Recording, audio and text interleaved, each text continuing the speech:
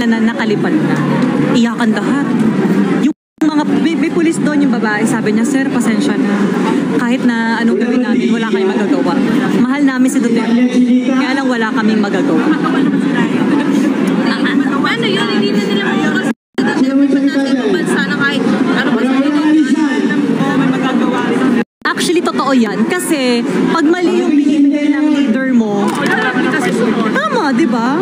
uy, tanga ng mga Tara na!